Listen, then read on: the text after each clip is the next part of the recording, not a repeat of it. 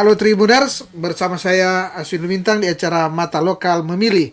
Dan kali ini kita akan berbincang-bincang dengan topik Parpol dan Pilpres 2024. Saya kira ini tema besar ya, ada partai politik dan ada Pilpres seperti kita ketahui bersama. Tentu pada 2024 nanti pemilihan legislatif dan Pilpres dilakukan secara bersama. Dan tentu ada aturan-aturannya, kemudian ada partai-partai mana saja yang ikut dan bagaimana kondisi menuju ke Pilpres. Tentu itu yang akan kita perbincangkan sebentar. Dan saya sudah bersama dengan Dr. Kandidat Dr. Andes Vence Tatimu SEMSI yang merupakan dosen FISIP Unsrat untuk memperbincangkan ini. Di sini sebenarnya ada dua narasumber, tapi masih dalam perjalanan, yaitu Bung Maksi Sidayang selaku pemerhati politik Sulawesi Utara. Dan tentu untuk menyingkat waktu seperti biasa, walaupun tadi saya sudah menyebut nama dari Dr. Kandidat Vence Tatimu, tapi saya memberikan kesempatan untuk memperkenalkan diri. Dipersilakan. Ya baik. Jadi nama saya biasa sering dipanggil Ner Vence Tatimu. Ya. Tapi bahasa populernya di Facebook itu Opak Mener. Nah, saya adalah bagian daripada keluarga besar Universitas Samratulangi, khususnya di FISIP. Bidang studi saya sebenarnya ilmu administrasi bisnis. Tapi karena saya dipercayakan di 2 periode sebagai anggota KPU Kota Manado, sehingga melekat sebagai bagian daripada pemerhati hal-hal yang berhubungan dengan kepemiluan partai politik, sehingga mungkin pertimbangan-pertimbangan dari teman-teman yang ada meminta kesediaan untuk hadir di sini dan sejauh mana bisa memberikan edukasi sekaligus memberikan penjelasan, itulah yang akan berlangsung pada sore hari ini. Terima kasih. Ya. Jadi Pak Vence, sesuai dengan judul tentu kita akan berbincang terkait bagaimana kesiapan partai politik ya, kesiapan atau dinamika partai politik. Seperti kita ketahui bersama, partai politik saat ini selain sudah menyusun calon-calon anggota legislatif, mereka juga harus bersiap untuk baik secara sendiri, khusus PDIP dia bisa sendiri, maupun partai-partai yang lain berkoalisi untuk mengusung calon presiden. Sebelum itu kira-kira Pak Vence, kira-kira gimana melihat kesiapan parpol yang ada saat ini, kemudian calon-calon yang mengemuka. Seperti kita ketahui era saat ini era digital, kemudian ada survei sehingga selalu ada yang 5 besar, 3 besar atau 10 besar yang menjadi calon. Keberadaan parpol dulu, Pak Vence, silakan. Baik, saya mulai dulu dari minat partai politik untuk ikut pemilu 2024 ini luar biasa. Dari data yang ada 40 partai yang mendaftar di Kementerian Hukum dan HAM, kemudian berproses dan terseleksi di KPU RI. Nah, dari 40 partai politik ini setelah terseleksi tidak lolos 16 partai secara administratifnya. Sehingga yang lolos 24 ini yang masuk untuk verifikasi lanjut. Tetapi dikalah istilahnya penelitian khusus tentang verifikasi lebih detail secara otentik, itu gugur lagi 6 partai. Ingat, ya. Sisa 18. Nah, 18 inilah yang merupakan pertimbangan sudah dianggap pada waktu itu lolos seleksi administratif, tapi kenyataannya seleksi yang terakhir ada 2 partai, ada 1 partai yang tidak lolos, yaitu Partai Umat. Dia tidak lolos di 2 provinsi. 1 provinsi NTT, dan 1 provinsi Sulawesi Utara. Sehingga yang jelas, yang jadi peserta pemilu yang resmi sah secara apa yang diumumkan oleh KPU dan diteruskan ke seluruh pelosok tanah air adalah 17 partai. Nah, dari 17 partai ini baru satu yang dianggap untuk sebentar dia bertarung mengusulkan calon presiden dan wakil presiden, itu baru Partai Demokrasi Indonesia Perjuangan. Bisa langsung ya? Bisa langsung. Karena dia memperoleh sesuai dengan aturan undang-undang parlemen threshold 20% yang dipatok, dia memiliki suara di atas dari ambang batas. Ambang batas ya. Ya, parlemen threshold. Ya. Jadi 20% itu dikali dengan 575 kursi DPR, itu standar minimal harus 115 kursi ya. Kursi. Tapi dari PDIP dia memperoleh 128 kursi. Sehingga dia bisa mengusung sendiri. Nah, yang sisa yang 16 inilah yang lagi merupakan satu suasana yang sangat menarik sekarang. Di mana tentunya hari ini adalah 14 Februari 2023, 1 tahun lagi ya, atau 365 hari di tanggal yang sama 14 Februari ya, 2024 itu digelar pertarungan pemilihan umum, dibuka pengambilan suara dari jam 7 pagi, ditutup jam 1 siang. Ya. Jadi demikian. Ya. Menarik juga ya, Tribuners ya. Menarik sudah diutarakan. Jadi ini 1 tahun ke depan akan ada kita akan melihat ada presiden baru yang terpilih ya, pemimpin baru dan juga anggota-anggota legislatif baik di DPR RI maupun di provinsi dan kabupaten kota ya. Betul. 1 tahun dari saat ini. Jadi tanggal ini memang bersejarah dan ini selalu 14 Februari hari kasih sayang, hari Valentine. Jadi yang mungkin saya kira ini dianggap agar supaya pemilu damai memang ya. Pemilu boleh bersaing, boleh dinamis tapi tetap sejuk ya. Ya, karena untuk Indonesia yang lebih baik tentunya. Nerventure ini menarik ya, tadi sudah diulas ini parpol ya, karena yang dipakai untuk mengusung capres ini adalah masih memakai hasil 2019. Betul. Ya 2019 karena dilakukan pemilihan bersama antara pemilu legislatif dan pemilu presiden. Nah ini yang menarik saat ini kan parpol lagi sedang menggodok siapa sih calon-calon saya di DPR itu bertanya. Jadi lagi sibuk baik di DPR RI tentu mencari squad yang baik ya, mencari calon-calon yang dinilai baik, bagus dan memiliki nilai jual.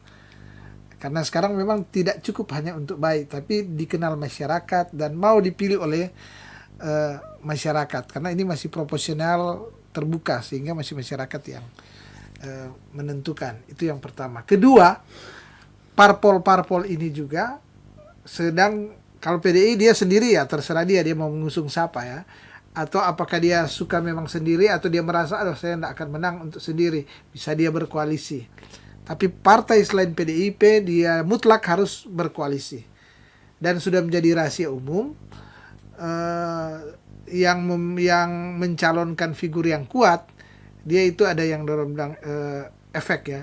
Kalau lalu kan ada yang bilang Jokowi efek sehingga membuat suara PDIP naik, suara partai-partai pendukung yang lain naik. Nah, sekarang juga kan pasti mereka akan mencari figur yang kiranya bagus, bisa mendongkrak mereka perolehan mereka ya di ini partai di legislatif. Bagaimana Nerventure melihat ini ya, di konstelasi kan sekarang ini kan semakin semakin terukur karena kita ada lembaga survei yang selalu memberikan gambaran ke publik, ke masyarakat, mungkin juga kepada partai politik. Oh ini yang baik. Bagaimana melihat konstelasi ini? Baik, terima kasih. Kalau kita lihat dari skop nasional, baik itu lewat media elektronik, TV atau media cetak, surat kabar dan lain-lain sudah bukan rahasia lagi. Ya. Sudah muncul mereka-mereka yang punya elektabilitas yang luar biasa. Ya, yang menonjol ke permukaan dan kita sudah tahu bersama dan elektabilitas dari hasil survei mereka bersaing kan. Ada Prabowo di situ, ada Anies Baswedan di situ, ada Ganjar di situ, dan beberapa kandidat-kandidat lainnya yang kita semua sudah tahu. Akan tetapi hal yang paling menarik sekarang ini, yang merupakan satu hal yang bagi saya pribadi menyorot, ini sangat tergantung kepada posisi PDIP. Oh begitu ya? Kalau kita lihat, semua itu terfokus sebagai center point kepada PDIP. Karena PDIP ini yang dia sudah pasti akan mencalonkan presiden dan wakil presiden. Sedang yang lain ini masih labil. Ya. Yang baru setengah labil mendekati boleh dikatakan sudah siap, ya Prabowo. Prabowo, ya. Ya. Karena dia sudah dengan katanya ya, lihat-lihat mesra-mesra dengan PKB ya. Betul. Ya, ya. Jadi di PKB. situ. Ya. Nah, disinilah yang perlu bagi saya pribadi melihat posisi daripada PDIP ini posisi yang sangat menentukan. Ya. Sehingga saya berpikir begini, ini adalah strategi, berbicara strategi politik, tentu kalau umum itu gampang terbaca. Kalau bagi saya mungkin mereka akan mengumumkan ini mendekati apa yang disebut dengan injury time. Injury time ya. Detik-detik terakhir ya. Detik-detik terakhir. Karena dia sudah punya kandidat yang memang benar-benar elektabilitasnya berada pada posisi super kuat. Tetapi kalau dia jual cepat di sini, masih dari awal, dalam teori politik ada teori kapal silam. Oh. Kalau ini pelabuhan, sasaran musuh di sini, kalau dari sini kita sudah muncul, ini gampang diserang. Ditembak ya. Ditembak. Ya, kelemahan-kelemahannya diumbar dari ini. Ya, mendekati baru dia masuk, baru dia bikin penyerangan. Saya berpikir, dugaan saya, Megawati menggunakan teori seperti itu. Jadi dia akan munculkan di injury time. Injury time. Ya. Karena posisi sekarang dengan dia berbuat seperti itu muncul kemungkinan 4 poros. 4 poros. Ya, PDIP tentu sendiri, Prabowo sendiri, Anies Baswedan sendiri, ya Golkar sendiri. Dari 4 ini, kalau dia sudah muncul sekarang, dan dari 4 ini bisa menilai ada yang berguguran. Ya. Dia akan mengambil posisi seperti contoh Golkar. Selama ini Golkar dia belum pernah tidak selalu menyatu dengan partai penguasa. Tetapi kalau keadaan seperti ini belum muncul dari pihak PDIP, dia sudah mengambil satu poros koalisi tertentu. Itu kalau dari segi pandangan saya seperti itu.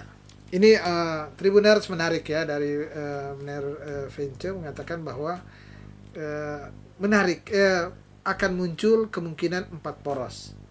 Kenapa dia muncul 4 poros? Tadi diberikan sinyal karena ini salah satu karena PDIP yang parpol yang notabene bisa mengusung langsung, dia mengulur waktu. Dia belum menetapkan pasangan calonnya. Padahal dia adalah patron sehingga partai-partai yang lain akan ikut. Oh ini kalau dia mengusung ini ya kita bisa usung ini ya. Mungkin kira-kira bisa menjadi lawan yang tangguh ya. Lawan yang tangguh. Ini saya kira menarik dan kita tentu akan melihat beberapa bulan lagi ke depan karena kalau tidak salah batas waktu untuk mendaftar itu dari Oktober ya dimulai mungkin Oktober kemudian selesai November sehingga ini memang kalau kita lihat di televisi di berita-berita ini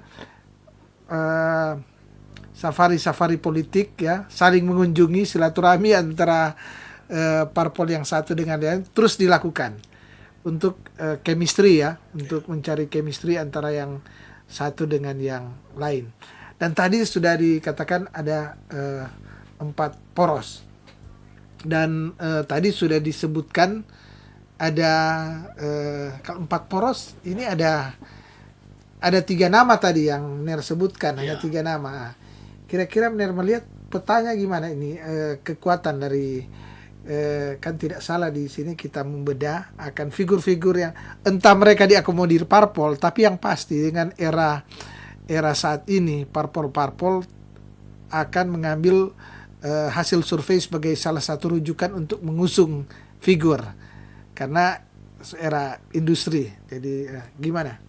Kalau hasil survei sekarang ini memang fleksibel sekali.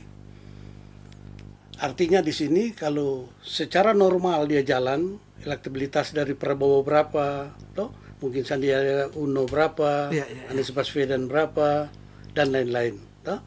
Akan tetapi manakala posisi PDIP dia sudah menentukan, misalnya kita ambil misalnya Puan yang naik, itu pasti berubah suasana.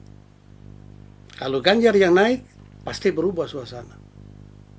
Sehingga sangat sulit. Artinya sekali. Suasana partai lain akan ambil ini dikombin dengan partai lain ya. Kalau dia naik misalnya dari elektabilitas yang ada, Puan kan kecil. Kalau dia naik di sini, maka mungkin kali ini Golkar akan maju sebagai mengusulkan dengan koalisinya, mengusulkan kandidat presiden tersendiri ya.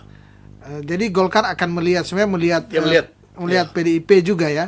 Dia akan melihat ini calon yang diusung PDIP misalnya kuat, atau calon yang diusung oleh PDIP misalnya dia nilai bisa dia karena melihat figur ya. Elektabilitasnya kan rendah.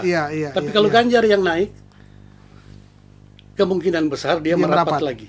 Karena kecenderungan bukan hanya Golkar yang merapat, mungkin Nasdem juga akan merapat. Karena DNA-nya kan Golkar disebutkan tadi, DNA dia suka dengan pemerintahan ya. Dari dulu dia nggak mau untuk berada di luar pemerintahan. Betul. Benar, ini kan pertama kali akan dilakukan pemilu yang bersama antara Pilpres dan Pileg ya, pemilu legislatif. Gimana Benar melihat saling ketergantungan? Maksud saya begini. Partai-partai saling berefek antara calon yang diusung di Pilpres dengan legislatif, gimana? Jadi kalau kita melihat ini kan untuk maju kepada Pilpres dan Pileg, ini kan data-data diambil dari 2019. Nah, kali ini memang benar-benar sesuatu yang baru. Biasanya pasti banyak kegaduhan, pasti banyak kekurangan.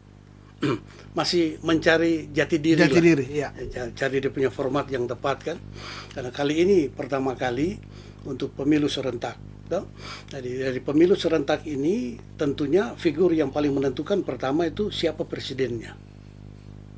Nah kemudian secara otomatis partai-partai politik dengan para calon-calon legislator yang ada ini kan sebentar akan menentukan ke depan hasil pemilihan untuk menentukan sesudah presiden dia melepaskan jabatan presiden atau Pak Jokowi melepaskan tanggal 19 Oktober. Nah, sesudah itu kan berarti dipersiapkan untuk pilkada. Memilih gubernur dan seterusnya. Betul. Nah, tentunya figur-figur ini dipersiapkan benar-benar dia punya warna. Warna ini sangat menentukan. Jadi hasil sebentar gubernur, wali kota, bupati itu sangat dipengaruhi. Dengan pemilihan ini. Begitu. Memang keuntungannya, efisiensinya ada. Tetapi saya melihat di sini istilahnya kalau seandainya si A yang menang, maka partai yang berhubungan si A ini menguat. Sehingga dikhawatirkan nanti pada waktu posisi mencari gubernur, wali kota, bupati, tanda kutip, dimonopoli oleh mereka-mereka tertentu. Betul. Ini sama dengan sekarang lagi digodok undang-undang yang baru. Ini kan kalau gubernur sudah 1 periode atau bupati sudah 1 periode, bisa 2 kali kan? Nah sekarang ketiganya istrinya yang ganti. Nah, itu berbahaya sekarang. Makanya dilihat dari tren dia menaik, sepertinya berbahaya. Kemungkinan sesudah presiden terpilih akan diusulkan berikut tidak ada lagi istri atau suami yang sudah menjabat 2 kali masuk lagi. Karena itu tanda kutip KKN yang jelek itu ke depan dari kacamata kajian di kampus itu. Jadi ke depan akan ada aturan kan, undang-undang pemilu kan dia tiap berapa tahun kan dievaluasi. Betul. Sangat dinamis dia setiap ini selalu ada perubahan. Betul. Ini benar melihat seperti kita ketahui bersama di partai-partai yang lolos ini kurang lebih 18 ya. 17 partai yang lolos, 9 partai yang saat ini lagi berada di parlemen. Betul. Ya, ada PDIP, ada kemudian Gerindra, betul. Golkar, kemudian PKB, kemudian Nasdem, PAN mungkin, kemudian P3 ya. Betul. P3. Kurang lebih partai-partai ini yang P3 sudah berubah nomor. Iya, berubah nomor berubah nomor. Kurang lebih partai-partai ini yang berada di parlemen. Artinya ada partai-partai lain yang, karena dia 17 yang ikut ini. Ada partai-partai yang tidak mengusung. Tidak mengusung, partai-partai yang baru lolos berdasarkan seleksi ya. Seleksi saat ini lolos. Kalau kita sedikit melihat ya ini, bagaimana peluang dari partai, katakanlah partai-partai baru ya, karena atau partai-partai yang non parlemen, peluang dari partai-partai baru dan partai non parlemen ini untuk lolos, karena ini digunakan juga parliamentary threshold, perhatikan, tetap ada dia 4% kalau tidak salah, sehingga dia boleh lolos. Nah, gimana peluang dari ini untuk lolos secara parliamentary threshold? Kan mereka nggak ada efek ekor jas ya mereka bilang kan, gimana? Nah, kalau dari pandangan saya, ini istilahnya sudah tahu, tetapi seakan-akan pura-pura tidak tahu.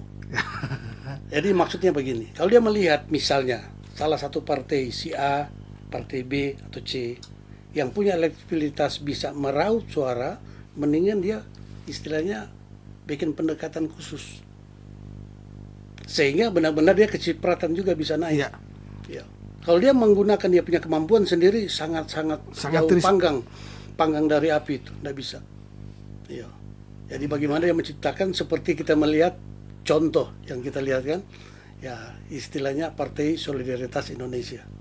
PSI. Gimana dia menempel kan? Nempel lah. Sehingga dia elektabilitasnya naik kan? Nah, contoh lah seperti itu. Jadi walaupun tidak bisa nusuk ya, dia nempel aja ya. Nempel dulu. Paling dan figur atau partai yang kuat kan juga tidak akan mengelak ya. Mereka melihat ada tambahan dukungan pasti mau. Bila perlu di dalam strategi baliho tempel supaya kelihatan bahwa warna ini dia tidak jauh dari ini. Oh, gitu. Itu juga strategi juga untuk ya. Untuk menempel. Apollo dia naik ke atas kan dia tidak bisa, dia mesti menempel dulu. Mesti baru dia bisa naik. Betul. Ini juga gini, Ner Venture melihat ya, tadi kita sudah bincang-bincang bagaimana peluang daripada calon-calon, kemudian bagaimana efek ekor jas, sinergi, saling keterkaitan antara hasil di pileg dengan pilpres ya. Itu saling keterkaitan. Tapi jangan lupa juga bahwa yang menentukan sukses tidaknya akan pemilu ini adalah penyelenggara pemilu. Betul. Dia menjalankan gimana undang-undang pemilu dan juga tentu Banwas ya, Badan Pengawas Pemilu yang selaku yang mengawasi juga ya ini. Gimana Ner melihat ya, Ner Venture melihat akan undang-undang yang ada saat ini, kemudian keberadaan penyelenggara. Ini karena berat loh ini. Betul. Berat. Artinya kemarin aja banyak yang sakit bahkan meninggal ya, katanya gara-gara terlalu full ini. Ini pileg.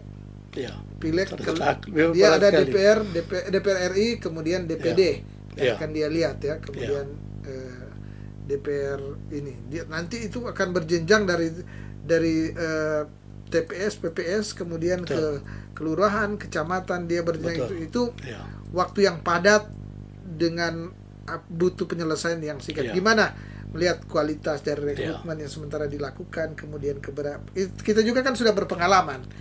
Jadi walaupun ada ini, kita sudah paling tidak sejak tahun 2000 atau 99 kita sudah berapa kali melakukan pemilihan langsung, sehingga masyarakat juga sudah punya pengalaman. Gimana melihat hal ini? Jadi gambaran atau bayangan itu memang sepertinya super rumit atau berat. Sebenarnya kalau kita lihat, sebenarnya tidak. Buat saya pribadi tidak. Karena saya sudah menjalani itu. Nah, yang jelas di sini sebagai penyelenggara, yang pertama on the track. Apa yang disebut di dalam peraturan Komisi Pemilihan Umum itu Iko benar-benar ikut saja on the track. Gitu. Karena itu memang benar-benar kalau kita mau menyimpang, nah itu yang membuat satu masalah-masalah baru sehingga menyusahkan diri sendiri. Nah, kalau sebentar para penyelenggara dari tingkat pusat sampai daerah, sampai di TPS dan seterusnya, kemudian suara itu dia balik lagi, kemudian diumumkan, saya kira seperti biasa, tidak ada masalah. Tidak ada masalah Tidak ya. ada masalah.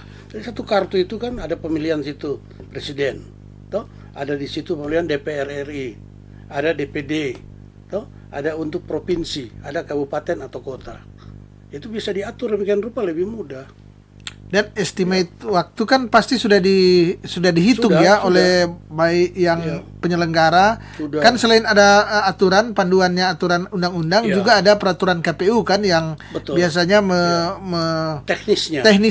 teknis, sehingga saya kira sudah diatur semua, sudah dihitung. Ya. Sudah dihitung. Tinggal mungkin direkrutmen, gimana melihat? Jadi saya kira kan kemarin banyak yang sakit, banyak yang meninggal. Gimana rekrutmen? Apakah harus seperti biasa-biasa atau gimana?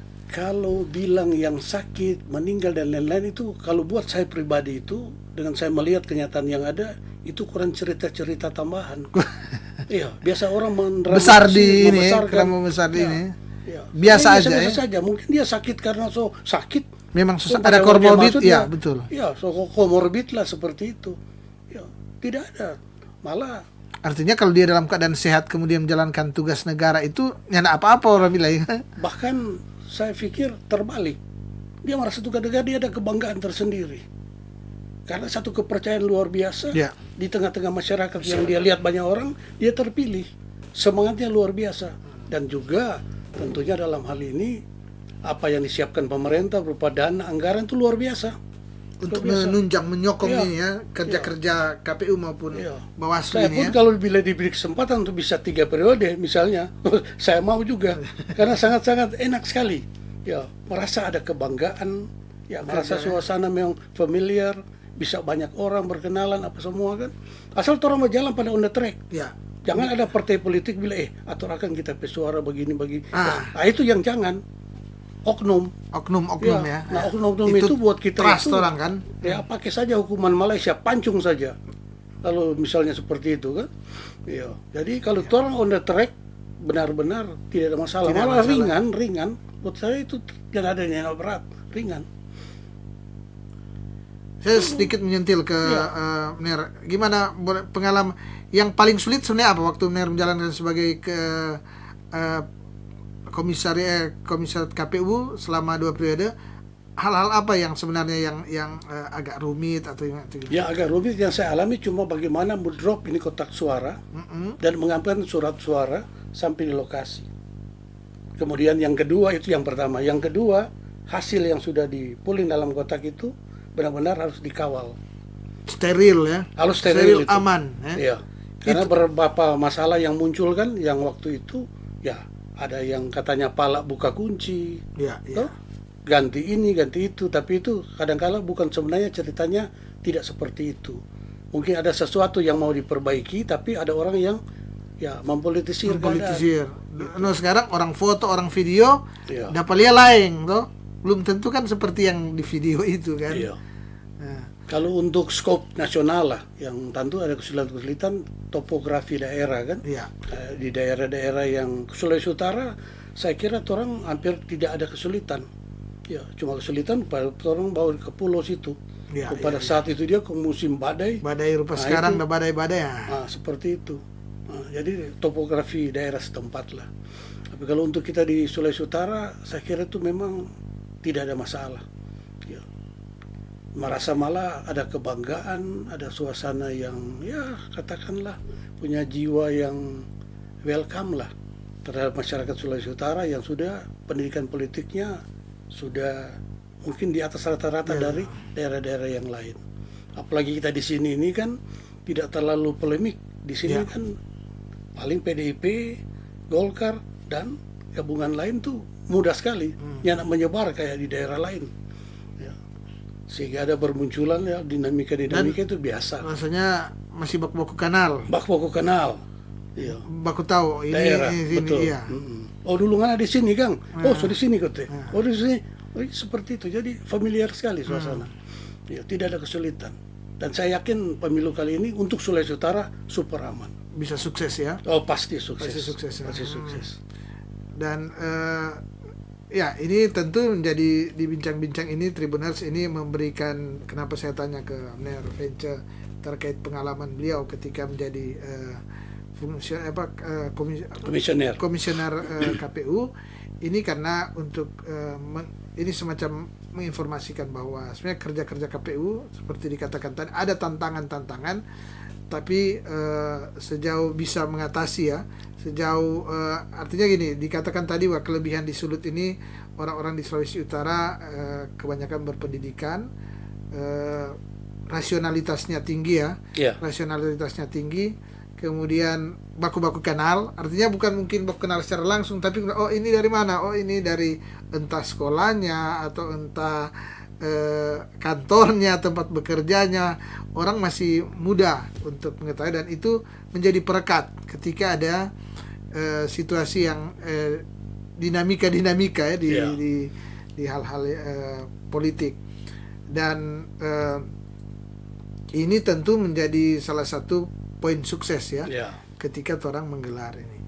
Dan Ner, tentu sukses Sulut kita berharap juga tentu sukses nasional. Betul. Dan karena ini pemilu bersama dengan Pilpres, tentu orang walaupun berada di daerah, tidak salah seperti saat ini orang bincang-bincang mengupas gimana konstelasi nasional, gimana presiden kita nanti, karena presiden Indonesia, presiden juga Sulawesi Utara, sehingga orang berada di daerah ini sangat wajar apabila orang lewat diskusi ini memberi sumbangsi pikiran ya, memberikan masukan-masukan, ikut membaca konstelasi politik, karena sekarang sebenarnya tinggal di daerah dengan di ini konstelasi bisa orang baca karena berbagai media yang tersaji, dan tadi sudah diutarakan oleh Mner Vence terkait dengan ini. Tapi di sisa waktu ini Mner, saya ingin untuk mempertajam ya, mempertajam gini. Kita belak-belakan aja karena memang di survei sudah yang selalu unggul di masuk 3 besar ada 3 orang tadi sudah disebut. Ada Ganjar Pranowo selalu di nomor 1, hampir selalu nomor 1 nomor 2. Kemudian ada Prabowo Subianto, dan kemudian ada Anies Baswedan. Kondisi hari ini kata-katanya Ganjar Pranowo lebih suka karena dia kader PDIP. Saat ini posisi Gubernur Jawa Tengah yang diusung PDIP, tentu beliau menginginkan dia diusung oleh PDIP.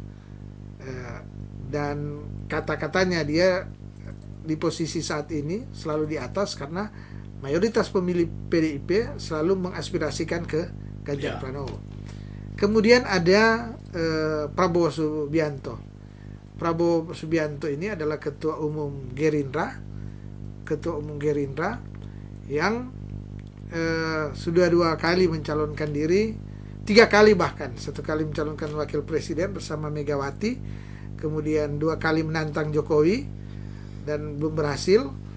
Dan artinya saya mau katakan di sini bahwa dia sudah mempunyai pendukung tradisional, pendukung fanatik yang katanya berkurang ya, bukan berkurang sedikit, nggak tahu berkurang banyak atau sedikit dengan masuknya Anies Baswedan yang katanya saling mengambil, nggak tahu ambil banyak ambil sedikit ya. Kemudian terakhir ada Anies Baswedan ini, Gubernur DKI Jakarta yang selalu dipersepsikan katanya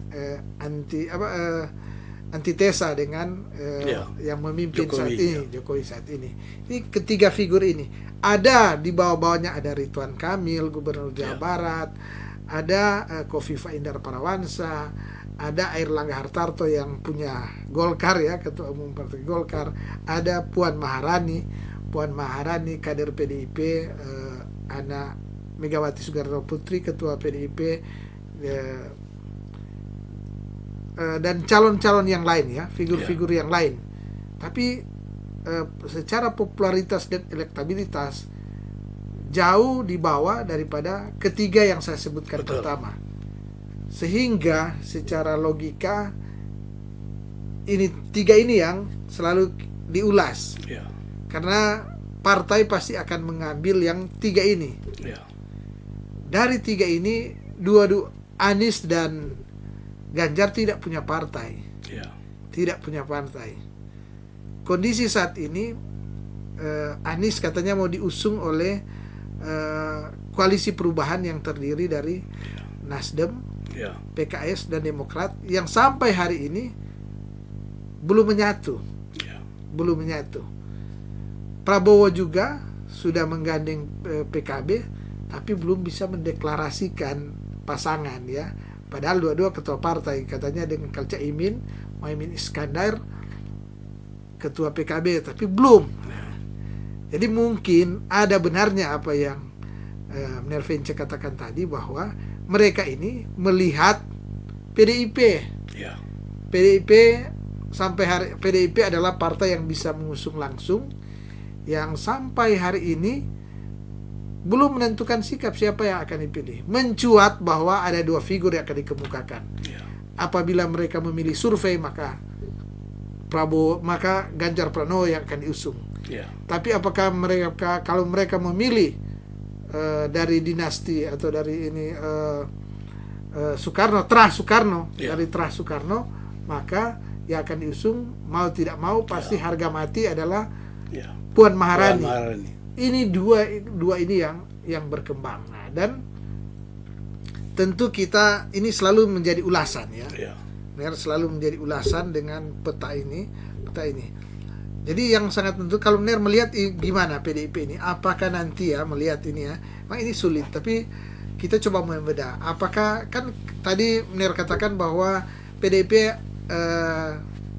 seperti di pelabuhan dia nak mau masih jauh, kemudian dia suruh angka bendera ini, dia masuk dulu ke dalam, dia menyelam, sehingga orang-orang di pelabuhan itu nak bisa melihat apa nanti di batas terakhir dia akan ini. Yang pasti dia hanya cuma dua punya pilihan yang tersirat saat ini. Memilih Ganjar Pranowo dengan alasan karena survei tertinggi dan tentu punya nilai jual yang tinggi, karena ini dia bisa menggandeng koalisi dengan mudah, atau jika dia berkeras untuk kali ini giliran Terah Soekarno. Kalau 2014, 2019 direlakan kepada Jokowi, maka kali ini misalnya dari Terah Soekarno yang tentu representatifnya atau saat ini adalah Puan Maharani, yang sebenarnya secara modal politik juga personal cukup. Karena apa? Dia sudah bekerja sebagai ketua DPR, pernah menjadi Menko, Menteri Koordinator, dan sudah lama berikut politik. Jadi secara artinya orang bilang syarat kelengkapan kematangan ya relatif bisa lah. Tapi hari-hari ini selalu yang menjadi acuan adalah elektabilitas. Nah, gimana pandangan dari Mener melihat ini dari belakangnya? Jadi kalau saya melihat ada yang perlu dijelaskan di sini. Yang pertama, tentunya seperti tadi, kalau Puan yang naik pasti porosnya lebih dari 2, pasti itu. Tapi kalau Ganjar Pranowo yang naik, itu kemungkinan maksimal 3 bisa naik. Jadi Prabowo dan Anies dan PDIP Ganjar Pranowo. Ini 3 poros ini ya. 3 poros. Kalau kita melihat sini, kalau kita jadi pemberi saran nasihat misalnya Pak Ibu Megawati, karena ini kan pertimbangan Puan ini kan jam terbang masih dianggap masih sangat muda. Sangat muda, iya. Mungkin dia belum 50 tahun untuk persiapan supaya berikut dia matangkan dulu untuk dia persiapan berikut. Tapi kalau misalnya itu buat kita sarankan, lebih baik dia Bapak Pandu apa Ganjar. Dia Bapak Pandu ke Ganjar baru tarik sama ada yang koagulan. Orang dua ini jadi koagulan, menarik partai-partai politik bergabung di sini. Bergabung ya. Ya. Sehingga kemungkinan ini dia Prabowo sangat sulit sekali. Lebih baik dia bergabung lagi. Sehingga kurang, asal Nasdem betul-betul dia sudah serius di sebelah. gitu. Jadi akan terjadi pertarungan kayak lalu, Ya, head to head. Head to head akan ke Head situ. to head, akan menuju head to head ya. Ya. Sebab kalau misalnya dia koagulan sudah tarik begini, tidak akan mungkin Golkar kalau dia menyendiri, dia merapat. Nah, Prabowo tinggal ya, apakah mau spekulasi lagi untuk kekalahan berikut? Ya, walau alam kan tidak tahu. Tapi dia sudah dalam perhitungan, dia sudah merasa bahwa dengan PDIP yang sudah dijalani sekarang, dia bisa boleh dikatakan eksis. Iya. Gitu. Ini menarik. Seandainya jadi head to head, ini kita hanya berkira-kira ya. Iya. Tapi di politik itu selalu, politik yang dibahas saya kira tidak salah untuk ini. Selalu berubah. Selalu kan? berubah. Tidak usah Apabila ada terjadi kepastian. head to head, kita sudah mengetahui bersama bahwa Ganjar Pranowo kalau di survei selalu mengatakan bahwa pendukung Jokowi itu selalu mengasosiasikan dukungannya ke Ganjar Pranowo. Iya. Artinya pendukung Anies ini adalah pendukung yang selalu hampir semua beroposisi ke pemerintah saat ini. Iya. Itu terasosiasi begitu. Artinya dia akan dua kutub kayak lalu. Apakah tidak bahaya untuk demokrasi itu orang? Atau sebenarnya itu yang bikin menarik? Gimana? Kalau buat kita bahaya sih nyanda. Nah, Ya, karena ini orang ini kan bukan lagi umur kemerdekaan ini kan sudah boleh dikatakan sudah remaja plus remaja, plus, toh. Nah, sebab kalau misalnya terjadi head to head, ya itu justru menarik. Itu menarik. Itulah benar-benar pesta demokrasi. Dinamika itu kelihatan. Ya, pesta demokrasi kok cuma diam-diam tidak ada. adem-adem ya. Ya, adem-adem aja. Tapi kalau misalnya itu menarik sekali itu. Soal riak-riak hal-hal yang ini itu yang dikhawatirkan, saya kira tidak akan terjadi. Tidak akan terjadi. Ya. Saya kira menarik ini ya, bahwa ada kelihatan ya, Nervenche mengatakan bahwa sepanas apapun, sedinamis apapun akan demokrasi kita nanti di 2024, 14 Februari 2024, diyakini oleh Nervenche bahwa dia akan baik-baik saja, Baik-baik saja. akan baik, artinya Pasti itu. terselenggara secara sukses. Dan tadi kita tentunya sudah mengulas Ner, terkait bagaimana penyelenggara ya. Iya. Tadi sudah Ner juga mengatakan bahwa untuk penyelenggara ya oke lah ya, oke untuk ini yang penting kuncinya penyelenggara KPU adalah ikut aja sesuai dengan On the track on the saja. track, sesuai Ya. aturan ya, sesuai Betul. patuh terhadap aturan. Ya. Sehingga tentu tidak akan bermasalah. Dan kedua adalah riak-riak masyarakat kita kuncinya sudah terbiasa dengan demokrasi. Orang bukan cuma tiap 5 tahun, mungkin tiap 2-3 tahun orang bikin pemilihan, karena Betul. ada pemilihan di ini legislatif, ada pemilihan di kalau di Minahasa sana atau di daerah-daerah ini ada pemilihan lurah, kumtua, ini sangadi, toh ada pemilihan sehingga Sudah familiar dengan pemilihan. sangat ini. Kemudian setiap berapa tahun juga kemarin sebelum dilakukan bersama ini ada pemilihan wali kota, pemilihan bupati, sehingga sebenarnya masyarakat kita sudah sangat dewasa dengan pemilihan-pemilihan begini. Iya. Dalam 20 tahun ini sudah sangat memahami sehingga hampir tidak ada alasan untuk mengatakan kacau atau ini ya, kecuali memang orang sendiri atau orang-orang tertentu yang melakukan ini ya. Tapi saya kira sepanjang ini nggak ada ya yang yang ini.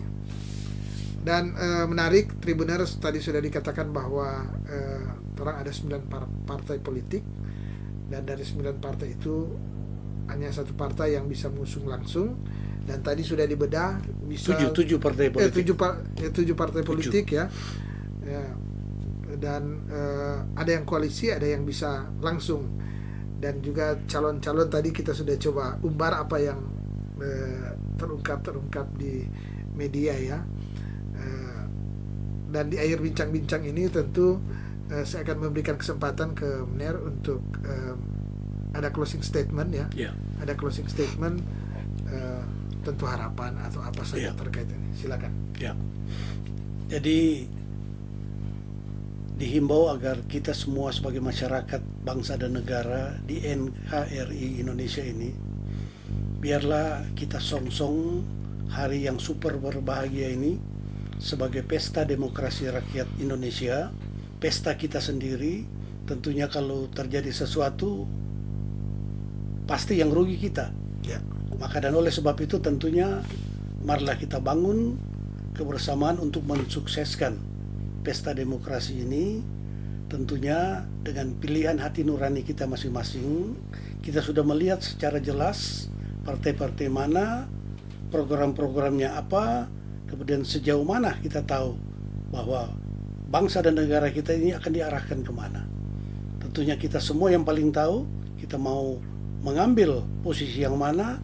Kita sudah lihat secara terbuka keadaan keberadaan ada 17 partai. Nah, khusus bagi kita yang di Sulawesi Utara tentunya lebih spesifik lagi, lebih mengecil lagi. Dan kita tahu kalau kita rasa itu baik, tentunya kita jaga, kita pelihara, dan tentunya kita tuntun ke depan. Kalau dia misalnya belum baik, ya kita lihat masih bisa baik, nah, tentunya kita cobalah memperbaiki. Tapi paling baik buat saya menghimbau, mari kita jaga kebersamaan, kita jaga kerukunan, karena kita biar bagaimanapun kita adalah satu bangsa, sebangsa tanah air Republik Indonesia. Terima kasih. Ya.